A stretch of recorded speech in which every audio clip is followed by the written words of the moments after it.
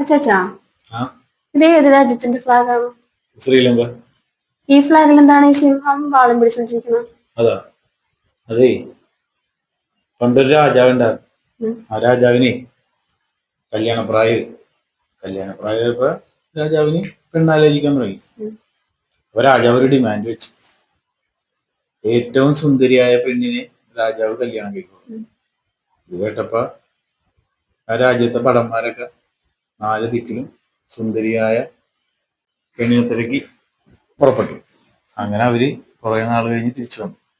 100 സുന്ദരികളായിട്ട് തിരിച്ചു വന്നു. അപ്പൊ ഈ 100 സുന്ദരികളെ രാജാവിന് കല്യാണം കഴിക്കാൻ പറ്റില്ലല്ലോ, ഒരാളെ കല്യാണം കഴിക്കാൻ പറ്റുള്ളൂ. അപ്പൊ ഈ 100 സുന്ദരികളിൽ നിന്ന് ഒരാളെ തിരഞ്ഞെടുക്കാൻ വേണ്ടി രാജാവ് ഒരു പന്തയം വെച്ചു.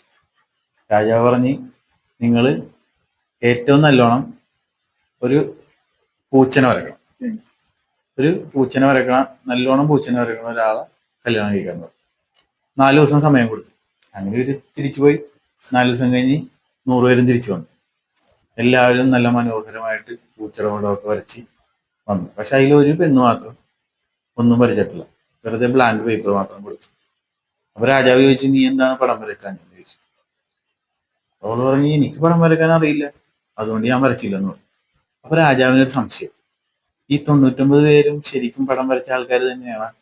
അപ്പൊ രാജാവ് പറഞ്ഞു, 99 പേരെ വിളിച്ചിട്ട് പറഞ്ഞു, നിങ്ങൾ വരച്ചുകൊണ്ടുവന്ന ചിത്രം ഇവിടെ ഇരുന്ന് അതേപോലെ തന്നെ വരക്കണമെന്ന് പറഞ്ഞു. 99 പേർക്കും അറിയില്ല വരക്കാൻ, അവര് വേറെ ആരെയും കൊണ്ട് വരപ്പിച്ചുകൊണ്ടെന്നാണ്. അപ്പൊ ഈ ഒരു പെണ്ണല്ല വരക്കാതെ വന്നത്, ആ പെണ്ണിന്റെ സത്യസന്ധത കണ്ട് രാജാവ് ആ പെണ്ണിനെ കല്യാണം കഴിച്ചു. അത്രേ ഉള്ളൂ. ഇപ്പൊ സിംഹവും വാളും ഏത് സിംഹം പാടും എനിക്കൊന്നും അറിയാൻ പാടില്ല.